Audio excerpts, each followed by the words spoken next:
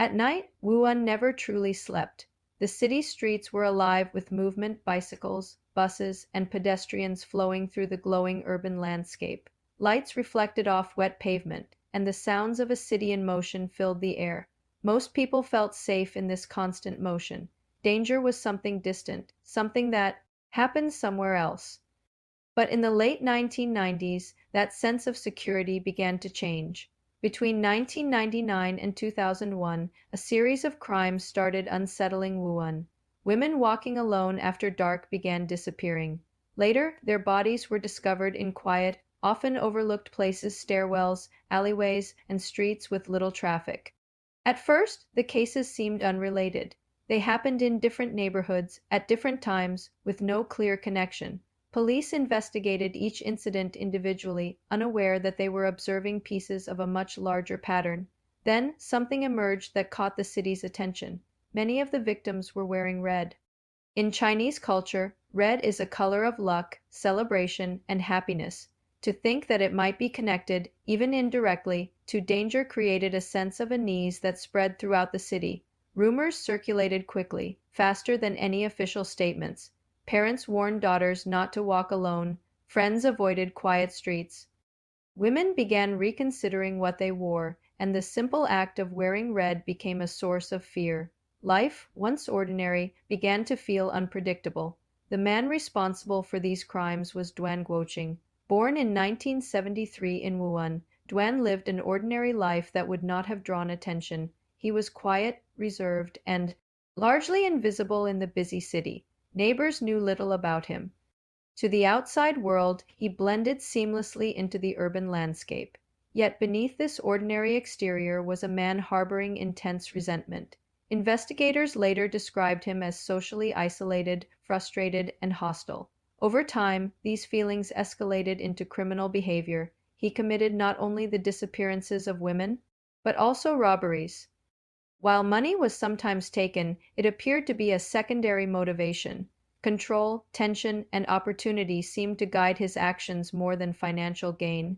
The impact on Wuhan was profound. People's daily routines shifted. Women began traveling in groups, avoiding dimly lit streets, or taking longer routes home. Residents shared advice, warnings, and theories. The city became hyper-aware of patterns in crime, even those that were only rumored. Public fear was no longer just an abstract emotion. It shaped behavior, travel, and choices in everyday life. Police faced enormous challenges. The crimes took place across multiple districts, each with its own jurisdiction.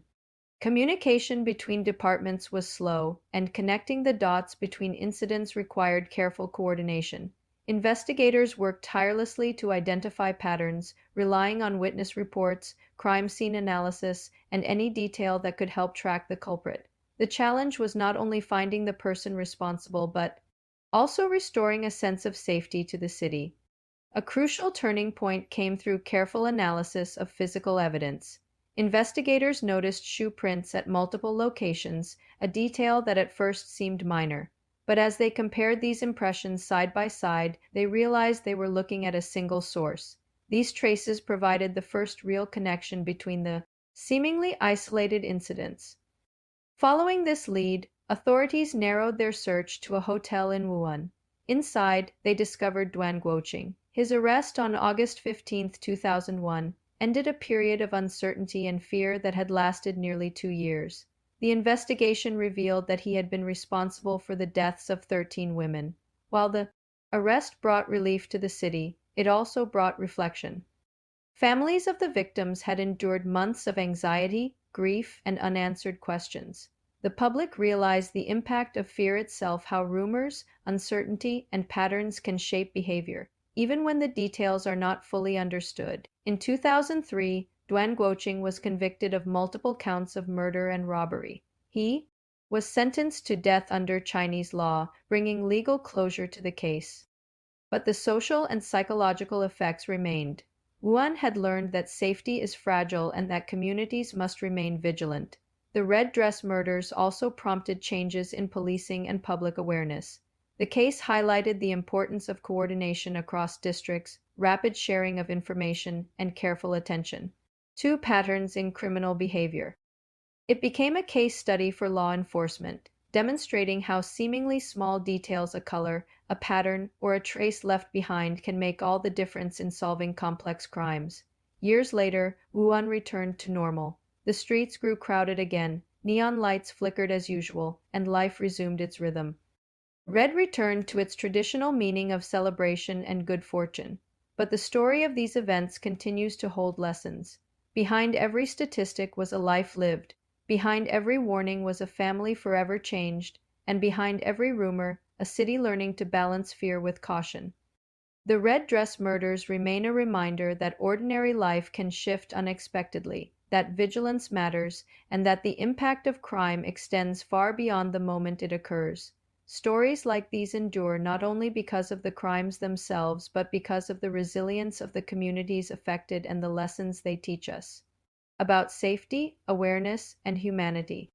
Some stories do not fade quietly. They remain, waiting to be remembered, retold, and learned from. And in remembering them, we honor the lives affected and the changes that arose from their memory.